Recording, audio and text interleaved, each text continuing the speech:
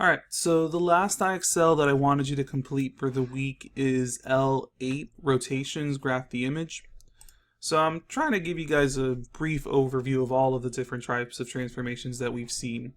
So specifically I wanted us to review rotations, and I think all of the ones in IXL are asking you to rotate counterclockwise. Um, if not, I'll just explain. It's real quickly. It's real easy to do the clockwise one about the origin. But just to kind of review with you guys, this is pretty much the rules, or the three main rules that we need to know about rotating counterclockwise about the origin. So if they ask you to rotate 90 degrees, this is the rule. Your X and Y, you're just going to flip the two, but then change the sign of what was originally the Y. With 180 degrees, you're going to go ahead and keep them in the same position, but just change the signs for both. And then if they ask you to rotate counterclockwise 270 degrees, you're going to flip them and then change the sign of what was originally the X. Alright, so if I go ahead and do this problem, let me just magically make these numbers appear.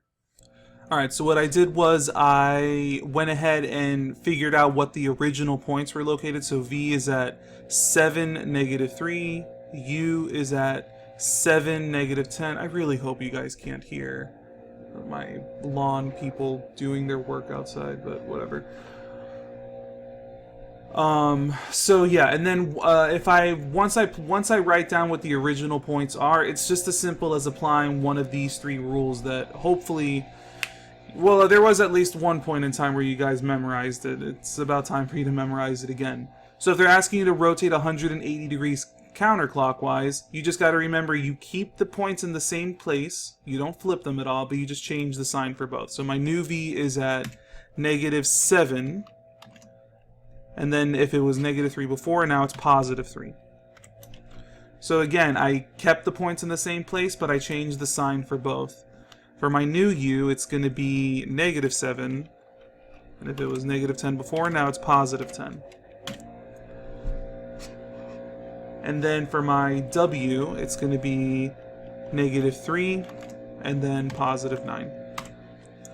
Alright, so I'm going to go ahead and just kind of keep that on the side over here and plot them. So my new V was at negative 7, positive 3. My new U was at negative 7 and then positive 10. And then my new W is at negative 3, positive 9. So I'm going to go ahead and submit this. And there we go. I'll do another one just to kind of help you guys out. So this one is saying graph the image of rectangle ABCD after a rotation of 90 degrees counterclockwise about the origin. So again, I'm going to go ahead and rewrite my points here from the previous question. Okay, so these are the points for this rectangle now. I just went ahead and just counted and figured out that my original points. So now I just got to remember to apply the rule for 90 degrees counterclockwise. So if it's XY, that means I got to flip the 2 and then change the sign of what was originally the Y. So if I flip the 2, I have now negative 9, comma, negative 8, but I had to change the sign of what was originally no, I didn't even change it. I'm sorry. Negative 8. Sorry. Negative 9. So I flipped the 2, and then I got to change the sign of what was originally the Y. So now that's going to be positive 8. Same thing over here. I'm going to flip the 2, so it's going to be negative 8, comma, negative 1. But change the sign of what was originally the Y. Same thing over here. If I flip them, it's negative 5, negative 1. I mean, some of you probably changed the sign before flipping it. I just try to be systematic with how I do things. So I flip it and then I change the sign of the original. Same thing over here. Flip it, negative 5, comma, negative 9, and then change the sign of what was originally the Y. So now these are the new points that I'm going to graph. So I'll put this on the side. And I said that my new A was at 8, negative 9. So positive 8, negative 9. Then over here it was, my new B is at +8, -1. My new C was at 5, -1, +5, -1.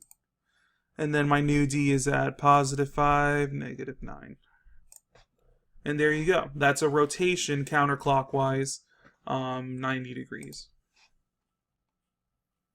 All right. So here's a 271, 270. I'm not going to go over that. I think you guys understand how to use the rules. Let me see if there's anything different. No, it looks like that's about all you would need to do.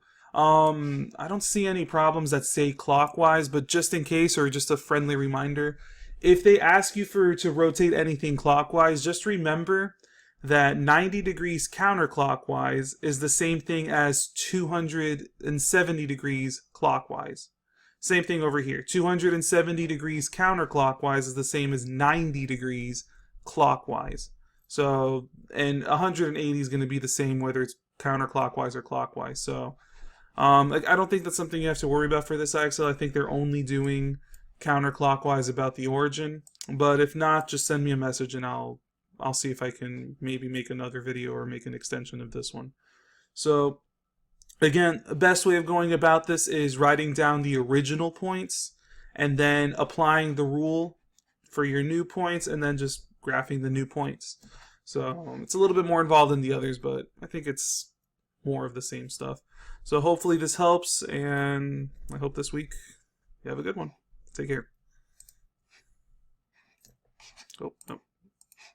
What am I doing?